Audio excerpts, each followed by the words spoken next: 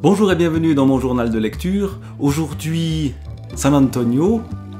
J'en suis au tome 4 de l'intégrale San Antonio, mais je n'en suis qu'à l'année 1958 avec un roman qui s'appelle En long, en large et en travers. Une histoire assez typique de San Antonio, une histoire où assez rapidement on voit de quoi il en retourne. Première partie, sans laisser d'adresse. Chapitre 1er. Visite. Je suis dans mon bureau particulier, celui que l'administration met gracieusement à ma disposition et qui sent le paplard moisi, les pieds de Bérurier et le mégot fétide de Pinault lorsque l'historiette ci-après démarre sur les chapeaux de roue. On a directement les personnages principaux de l'histoire qui sont posés, et Bérurier et Pinault, dans cette histoire-là, vont jouer un grand rôle, ils vont disparaître. Au moment où ce chapitre premier se constitue, je suis occupé à étudier le rapport d'un de mes hommes, lequel rapport concerne les plans d'un nouveau nougat dont le prototype va être essayé par le club des centenaires de Montélimar. Le gouvernement s'entoure non seulement d'une bande de crêpes, mais d'un système de sécurité afin que les essais se déroulent normalement. On ne sait jamais. Dans la course aux armements, la France, qui vient en tête des constructeurs de nougats à carburant solide, est particulièrement visée par les observateurs étrangers, lesquels ne sont pas toujours honnêtes, bien qu'ils achètent leur bésicle chez les frères Lissac. Et la DST redoute un sabotage dont l'effet serait désastreux pour notre pays, en plein redressement depuis qu'il prend de la cantaride. Bon, on voit déjà au départ que visiblement San Antonio s'ennuie pas mal au début, mais petit à petit il se passe des choses et surtout arrive une dame, Madame Réveillon. Et cette Madame Réveillon nous raconte que son mari a disparu. Et puis San Antonio envoie ses sbires, Bérurier et Pinault, à la recherche de ce disparu, et eux-mêmes disparaissent. Il va donc falloir régler ce problème. Noël Réveillon, le nom évidemment est assez simple à comprendre, c'est un industriel qui fait dans la conserve. Et qui donc est extrêmement riche.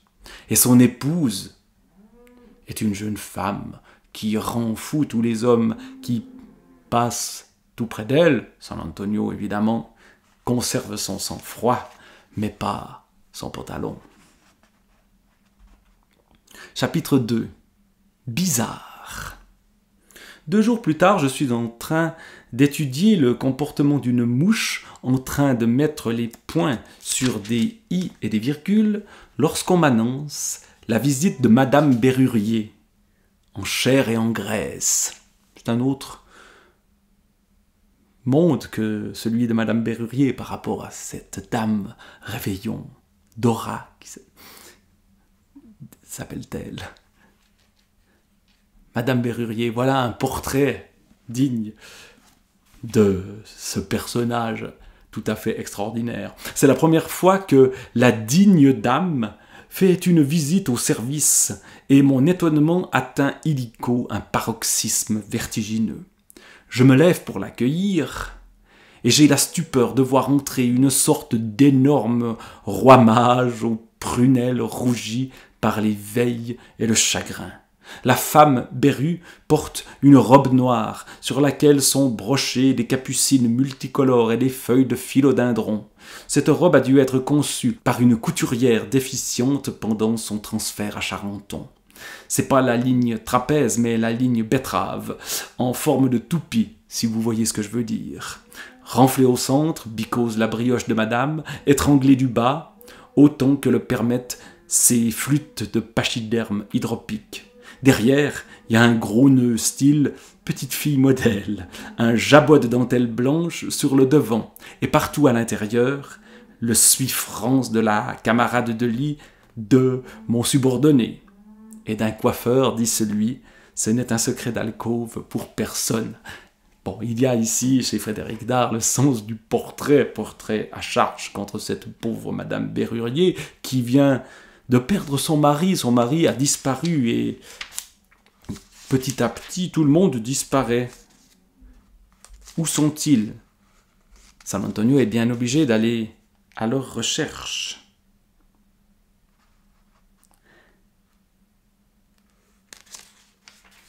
Mais où ils partent dans le nord, dans des régions plus pluvieuses et plus froides et plus loin de Paris.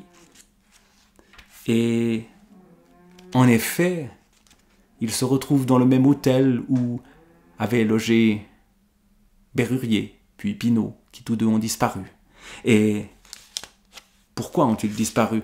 Il est accompagné de cette Madame Réveillon, avec qui il va évidemment profiter de la chambre d'hôtel, tout en profitant aussi de la chambre d'hôtel avec une bonne de ce dit hôtel. Bref, on connaît les manières de San Antonio. Il se retrouve notamment à Étaples. Dans le chapitre 10, je quitte Étaples avec ma voiture et le sentiment très net que je suis dans le droit chemin, c'est-à-dire sur celui qui conduit au succès. Le temps est de plus en plus beau, le soleil de plus en plus chaud, les oiseaux de plus en plus mélodieux et l'air marin de moins en moins angevin. À ma gauche, la route de Berck. Je relève un chouïa le pied, car c'est à la seconde route que je vire, à ce fameux carrefour de l'Ocdu, où Pinault descendit et où fut retrouvée la voiture de Durandal, le vaillant colleur de rustines.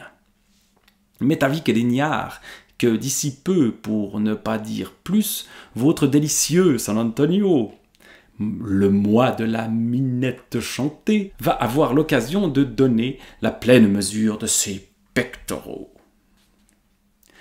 V'là le chemin qu'on m'a causé.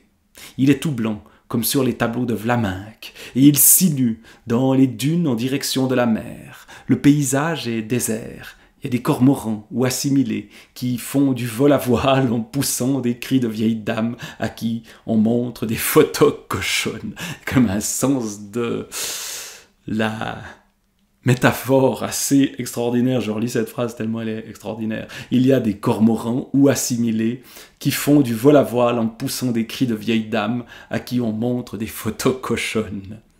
Ça et là, des maisons se dressent, fermées pour cause de morte saison. Je roule une paire de kilomètres sur cette voie déserte et je parviens à la mer qu'on voit danser le long des golfes clairs. Une étincelle de 1000 feux, de 10 000 reflets et de 1 314 522 lueurs argentées. Le sens de la description après le sens du portrait, c'est féerique, dit-il. Le soleil se joue sur la pointe des vagues, mettant des traînées d'incendie jugulés. Et là, il y a une note de bas de page. On se demande où je vais chercher tout ça. Mon subconscient doit faire des heures supplémentaires, sans doute. Sur la crête blanche des vagues. Deuxième note. C'est trop beau. Je continue. J'écris carrément pour les manuels scolaires. Vous ne pensez pas? Alors, bon, il nous montre ses qualités de portraitiste et de descripteur de paysages, avec des images très parlantes. Mais évidemment, dans San Antonio, on ne s'arrête pas trop longtemps sur la description des lieux. Il y a de l'action. On va retrouver des boîtes de conserve. Mais dedans, ce n'est pas tout à fait ce qu'on attendait. Et puis on va retrouver, évidemment, Béru et Pinault. Et Réveillon. Et en attendant, on se sera un peu occupé de sa femme. Et surtout, le lecteur aura eu son petit plaisir de lecture. Il aura lu des phrases aussi enchanteresses que celles que j'ai lues. Il se sera amusé avec les mots, avec aussi une histoire palpitante. Et c'est ce qu'on demande à San Antonio, en long, en large et en travers.